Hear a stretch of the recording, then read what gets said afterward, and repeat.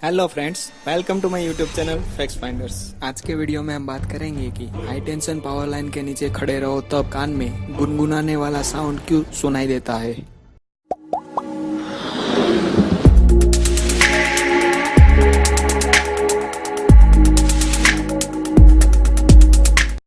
विद्युत बल्ब के शोधक थॉमस एडिसन ने ग्रिड में बिजली का ट्रांसमिशन डीसी यानी कि डायरेक्ट करंट यानी कि समवर्ती प्रवाह में करने का सूचन किया। निकोला टेस्ला नाम के प्रखर बुद्धिमान विज्ञानी ने एसी यानी कि ऑल्टरनेटिंग करंट यानी कि प्रत्यावर्ती प्रवाह की हिमायत की। इतना ही नहीं, लेकिन बिजली हाई वोल्टेज की रखने का सूचन भी किया। राहु केतु जैसे दोनों लोगों के बीच लंबे समय तक वाक युद्ध चला। निकोला टेस्ला के सूचन को अंत में समर्थन मिला क्योंकि हाई वोल्टेज ट्रांसमिशन में मार्ग में पावर लॉस कम होता था।